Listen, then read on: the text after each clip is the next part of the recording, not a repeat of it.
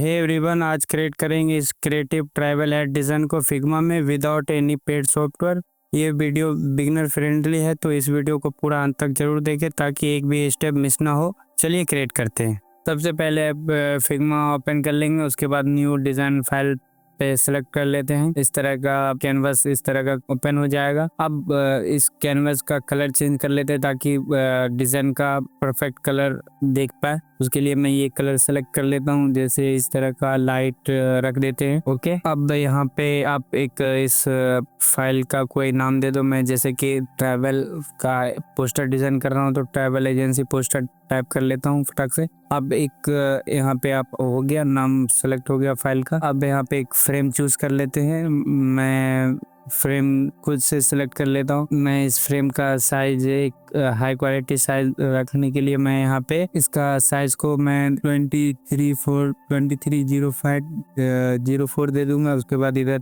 3072 दे दूंगा। इस तरह का एक फ्रेम सेलेक्ट हो गया। अब इस फ्रेम का नाम कोई अच्छा सा चूज कर लेते हैं, जैसे कि travel poster by travel poster design कर रहे हैं तो ट्रैवल का पोस्टर टाइप कर लेते हैं, travel poster by creative designer. Okay, अब कोई नाम एक अच्छा सा सेलेक्ट कर लेना। उसके बाद यहाँ पे मैं कलर कॉपी करके रखा था, मैं यहाँ पे पेस्ट कर देता हूँ। अब ये सारे कलर को मैं सेलेक्ट करके सबको हाइड कर दूंगा ताकि सिर्फ डिजाइन के ऊपर फोकस रहे, प्रॉपर डिजाइन का कैनवस देख पाऊँ। अब यहाँ से मैं एक इमेज सेलेक्ट कर लेता हूँ बैकग्राउंड के लिए।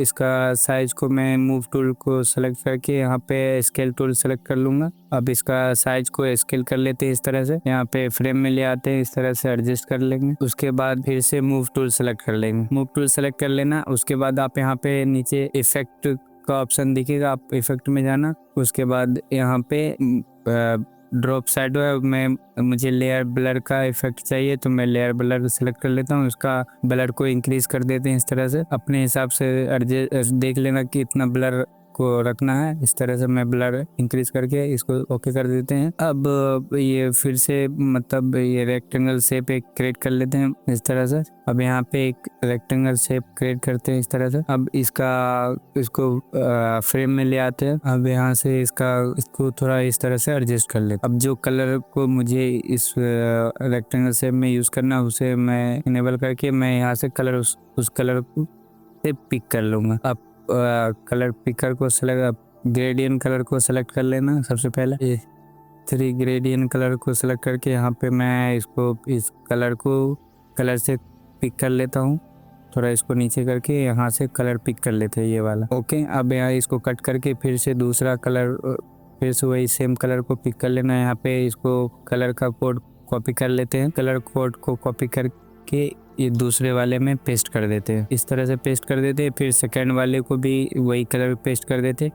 अब इसका ओपेसिटी को कम कर देते हैं, जैसे इसको मैं 75% रख देता हूँ, ऊपर वाले को 50% रख देता हूँ। इस तरह से रख देते हैं। ओके, ये हो गया। अब इसको यहाँ से कट कर लेते हैं। अब इसको हाइड कर देते हैं। अब यहाँ से फिर से इफेक्ट में जाना है। इफेक्ट को सेलेक्ट करके आप इसका लेयर ब्लर को सेलेक्ट कर लेना है। अब यूनिफॉर्म को हटा के ये इसको सेलेक्ट कर लेना है। इसका स्टार्टिंग पॉइंट को 100% कर देना है। इंड को 0 रखना है। अब देखो इस तरह से एक अच्छा सा बैकग्राउंड के लिए तैयार बैकग्राउंड बन रहा। अब इसको कमांड डी से डुप्लीकेट कर लेना है और यहाँ पे इस तरह से उसको एडजस्ट कर लेना है इस तरह से। अब इसको रोटेट कर देते हैं, फ्लिप, इस तरह से फ्लिप करके इसको थोड़ा सा नीचे इंक्रीज कर देते हैं इस तरह से। अब इसका कलर चेंज कर लेते हैं। उसके लिए मुझे सेकंड वाले कलर को ऑन कर लेना होगा यहाँ से, ताकि इससे ये कलर पिक कर सकूँ। सेम प्रोसेस से जैसे मतलब किए थे। अब ओपेसिटी कम कर दो। मैं इस पार्ट को स्पीड इसलिए कर रहा हूँ जो मुझे लगता है कि आपको पहले से बता दिया गया इस ट्यूटोरियल में, मैं उसे दूसरे सेकंड वाले को स्पीड कर दूंगा। ओके, ये एक बैकग्राउंड तैयार है एक अच्छा सा। आप इसको कमांड प्रेस करके आप इसे सबको सेलेक्ट कर लो। उसके बाद ग्रुप में इसे सेलेक्ट कर लो। इस ग्रुप का नाम मैं बैकग्राउंड रख देता हूँ। Okay, command. अब ये इसको मैं लॉक कर देता हूँ ताकि इधर उधर मूव ना हो। ये हो गया, बैकग्राउंड रेडी हो गया अपना।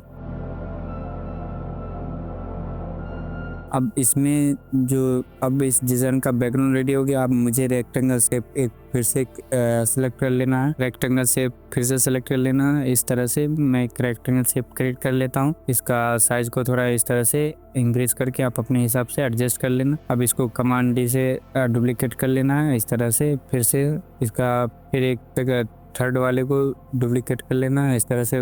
और सेलेक्ट करके आप इसे परफेक्ट साइज पोजीशन पे एडजस्ट कर लो। इसका साइज को इस तरह से स्केल कर लेते हैं, स्केल टूल सेलेक्ट करके।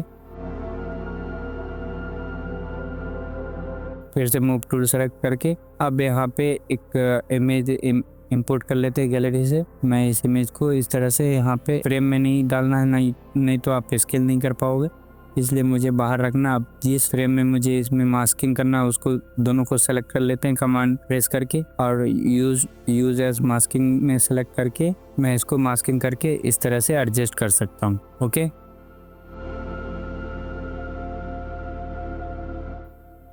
स्केल टूल में सेलेक्ट करके मैं इसको स्केल करके अच्छे से एडजस्ट कर लूँगा।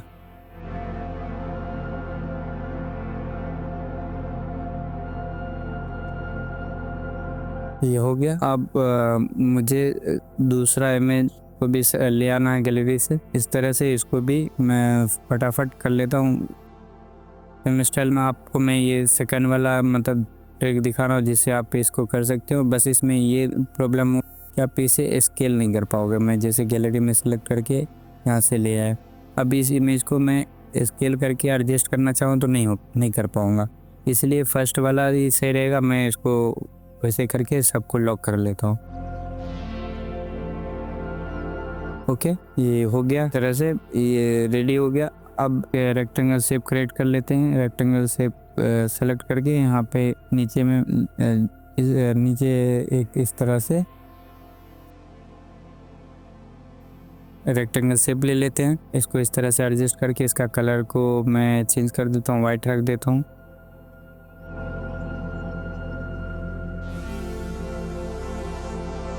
ये हो गया। अब यहाँ से रेक्टेंगल एक छोटा सा अच्छा सा लुक देने के लिए मैं यहाँ पे एक छोटा सा फ्रेम रेक्टेंगल शेप यहाँ पे चेंज करके इसका कलर को ये वाला कलर में पिक कर लेता हूँ।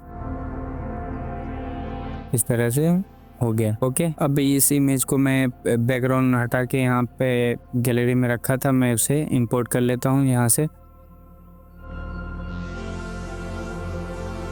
ये इस तरह से अब इसको उस इमेज के ऊपर एडजस्ट कर इस तरह से ले आना है। इस तरह स्केल करके यहाँ पे इस तरह से एडजस्ट कर लेते हैं।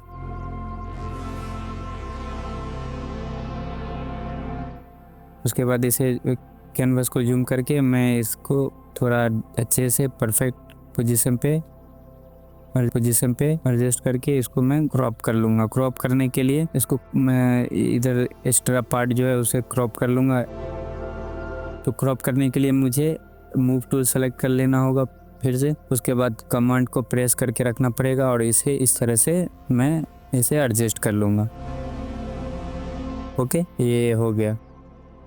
ओके, अब यहाँ पे मुझे टेक्स्ट ऐड करना है। जो मुझे हेडलाइन टेक्स्ट चाहिए हाईलाइट में, उसे मैं यहाँ पे इस तरह से टेक्स्ट ऐड कर लूँगा। उसके बाद जो टाइप करना है टाइप कर लेते हैं। उसके बाद फ़ॉन्ट में सेलेक्ट करके फ़ॉन्ट को सेलेक्ट कर लेते हैं। मैं ये वाला फ़ॉन्ट सेलेक्ट कर लेता हूँ। उसके बाद यहाँ पे एक एक्स्ट्रा सा टेक्स्ट टाइप हो गया था, मुझे उसे हटा देते हैं। मैं इसे इस तरह से एडजस्ट कर लेता हूँ। उसके बाद इस टेक्स्ट को डुप्लीकेट करके दूसरा टेक्स्ट टाइप कर लेते हैं, फटाफट इस तरह से एडजस्ट कर लेते हैं। ओके, अब मैं इस पार्ट को कट कर दिया हूँ ताकि आपको ज़्यादा लंबा ट्यूटोरियल ना हो। अब वहाँ नीचे टैगलाइन ऐड कर लिया था। अब यहाँ पे एक लोगो क्रिएट कर लेते हैं। मेरे पास लोगो नहीं था, इसलिए मैं टेक्स्ट को यूज़ करके लोगो बना ले रहा हूँ। आपके पास लोगो होगा तो आप उस ब्रांड का लोगो ऐड कर सकते हो।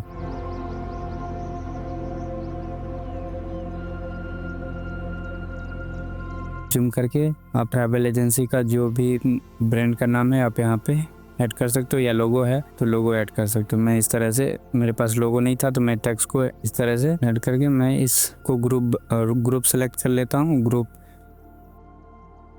ग्रुप में इसको मैं ग्रुप का नाम लोगो ऐड कर लेता हूँ। लोगो टाइप कर लेता हूँ। ओके,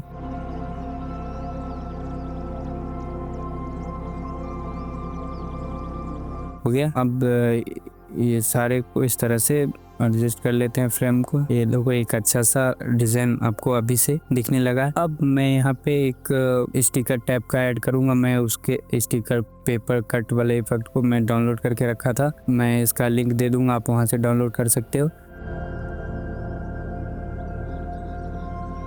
मैं इसको इस तरह से एडजस्ट कर लेता हूँ। इस तरह से एडजस्ट करके इसका साइज छोटा करके थोड़ा रोटेट कर देता हूँ। यहाँ पे ले आता हूँ। उसके बाद इस इमेज के बैक में मुझे प्लेस कर देना है। यहाँ पे प्लेस हो गया। अब इसको मूव टूल सेलेक्ट करके अब यहाँ पे आप देखो इमेज है, इमेज को सेलेक्ट कर लो। इसका एक्सपोजर को थोड़ा बढ़ा दो, जैसे इस तरह से पूरा 100 कर देना बढ़ा के, ताकि ये वाइट हो जाए। जो कलर रहता है उसको एक्सपोजर बढ़ा के वाइट हो जाएगा। अब इसको लॉक कर देते हैं। अब लॉक करने के बाद मैं इस तरह का यहाँ पे भी टेक्स्ट ऐड कर लेता हूँ। मैं इसका टेक्स्ट मुझे 35% टाइप कर लेता हूँ और इसका फॉन्ट को चेंज कर देते हैं। जो फॉन्ट में हेडलाइन में यहाँ पे टाइप कर लेते हैं फॉन्ट। अब फॉन्ट को मैं चेंज कर देता हूँ। उसके लिए मुझे फॉन्ट पे जो हेडलाइन में फॉन्ट यूज़ किया था उसी को मैं फिर से सेलेक्ट कर लूँगा। ये रहा। अब इसको सेलेक्ट करके मैं इसको इटालिक में कर देता हूँ, बोल्ड इटालिक में कर देता हूँ। इसका साइज को थोड़ा बढ़ा लेते हैं इस तरह से। इसको थोड़ा रोटेट कर देते हैं इस तरह से, ताकि एक अच्छा सा लुक आए।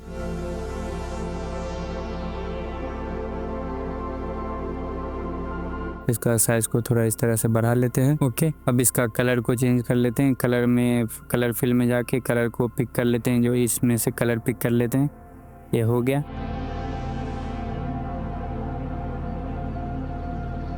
अब जो इसको कमांड डी से डुप्लीकेट करके जो टैक्स मुझे और ऐड करना है उसको मैं ऐड कर लेता हूँ, जैसे 35% डिस्काउंट, और इसको इस तरह से एडजस्ट करके फिर से इसको डुप्लीकेट कर लेंगे। मैं इस पार्ट को फिट कर दिया हूँ इसलिए, ताकि आपको पहले से ही पता था कि कैसे टैक्स को ऐड करना है। मैं फटाफट इसे टाइप कर लेता हूँ। इस तरह से एडजस्ट कर लिया। ओके, ये इस तरह से जूम करके आप अच्छे से कैनवस को आप इस तरह से एडजस्ट कर सकते हो। ये हो गया। एक अच्छा सा बेज इफेक्ट आ गया स्टिकर वाला, ताकि यहाँ से एक अच्छा सा वहाँ पे पढ़ने। अब यहाँ पे मैं एक एरो क्रिएट कर लेंगे, ताकि उस टेक्स्ट को पढ़ने के बाद आपको इस फ्रेम को सेलेक्ट कर लेना होगा। लॉक खोल लेते हैं। अब यहाँ पे डबल क्लिक करने के बाद इस तरह से आपको फ्रेम सेलेक्ट हो जाएगा। अब यहाँ पे डॉट जो है उसको सेलेक्ट कर लो। अब ये डॉट सेलेक्ट करने के बाद आपको यहाँ पे कॉर्नर को रोटेट, कॉर्नर को रिड्यूस करने का ऑप्शन आएगा। आप वहाँ पे उस तरह से आप इसका स्केल बढ़ाते रहोगे। आप जिस हिसाब का राउंडेड कॉर्नर को राउंडेड करना है उस तरह से राउंडेड हो जाएगा। ये हो गया इस तरह से। अब यहाँ पे एक एरो क्रिएट करते हैं, ताकि वो हेडलाइन पढ़ने के बाद डायरेक्ट 35% डिस्काउंट के ऊपर आए। तो पेन टूल सेलेक्ट करके मैं यहाँ से इस तरह से इसको एक एरो के तरह क्रिएट कर लेता हूँ। मैं इसको इस तरह से ये इस तरह से ऐड कर लूँगा। इस डिज़ाइन का प्रोजेक्ट फाइल मैंने डिस्क्रिप्शन में दे दिया हूँ, जहाँ से आप डाउनलोड करके यूज़ कर सकते हो, बट वो लॉक है। अगर आप चाहते हो कि अनलॉक हो जाए, इस वीडियो को 100 लाइक कंप्लीट कर दो, मैं उसे अनलॉक कर दूंगा। आप फ्री में यूज़ कर सकते हो। चलिए आगे कंटिन्यू करते हैं।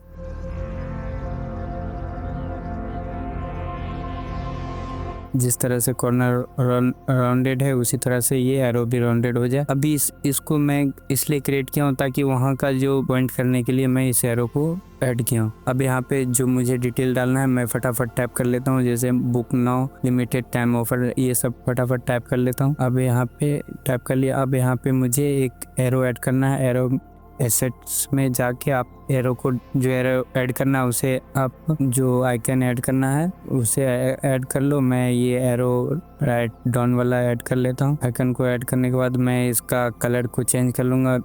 इसको पहले जूम कर लेते हैं कैनवस को।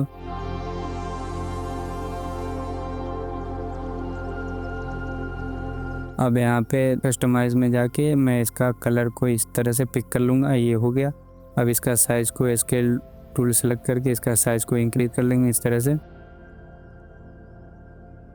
यहाँ पे जो मुझे और ऐड जैसे नंबर या वेबसाइट ऐड करना है, मैं यहाँ पे फटाफट ऐड कर लेता हूँ। मैं नंबर को फटाफट टाइप कर लेता हूँ इस तरह से। अब इसका फ़ॉन्ट को चेंज कर लेते हैं। अब जितना हो सके ये एक ही फ़ॉन्ट को यूज़ करने का कोशिश करो, 1 से 2 फ़ॉन्ट, उससे ज़्यादा फ़ॉन्ट यूज़ मत करो, ताकि आपको एक अच्छा सा लुक दिखेगा। नहीं तो ज़्यादा फ़ॉन्ट यूज़ करोगे तो अजीब सा दिखेगा आपका डिज़ाइन। अब यहाँ पे कट इफेक्ट ऐड कर देते हैं इसका इस रेक्टेंगल शेप में, ताकि एक अच्छा सा लुक है। उसके लिए मुझे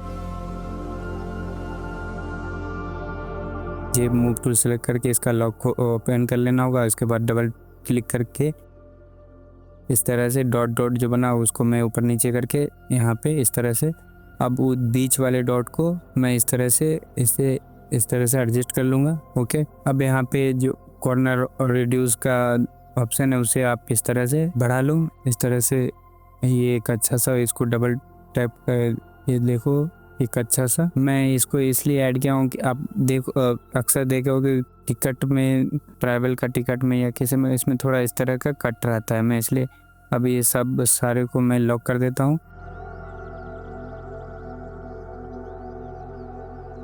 अब मुझे लगता है कि ये थोड़ा नीचे आना चाहिए, तो मैं सब सारे को सिलेक्ट करके मैं इसको नीचे थोड़ा और डाउन कर देता हूँ। अब बाकी सबको लॉक कर देता हूँ। अब मुझे इमेज के ऑप्शन में जाके इमेज को इंपोर्ट कर लेना होगा। स्काई का PNG ऐड करके रखा था, मैं डाउनलोड करके रखा था। यहाँ पे ले आता हूँ और इसका साइज को यहाँ पे छोटा करके मैं यहाँ पे एडजस्ट कर देता हूँ। एक अच्छा सा क्रिएटिव लुक देने के लिए मैं यहाँ पे बर्ड का भी PNG ऐड करके रखा था, मैं फटाक से यहाँ पे ऐड कर लेता हूँ। ये हो गया।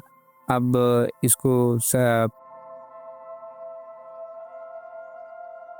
फ्रेम को सिलेक्ट कर लेते हैं। अब ये आपका डिज़ाइन रेडी है। अब मुझे एक्सपोर्ट वाले ऑप्शन में जाके आप यहाँ पे प्रीव्यू में देख सकते हो कि ये आपका डिज़ाइन कैसा एक्सपोर्ट होने के बाद दिखेगा। अब मैं इसका 3x पे सेलेक्ट कर लेता हूँ, JPG में सेलेक्ट कर लेता हूँ और एक्सपोर्ट पे टैप करके इसको सेव कर लेता हूँ। आपके पास प्रोफेशनल ट्रैवल डिज़ाइन का आइडिया है, अब इसे क्रिएटिव एंड यूनिक बनाने का ट्राई करें। अगर आप चाहते हो कि मैं फ्री सॉफ्टवेयर से जुड़े और भी ट्यूटोरियल्स लाऊं तो नीचे कमेंट करें और चैनल को सपोर्ट करने के लिए सब्सक्राइब जरूर करें। Thank you so much watching this video.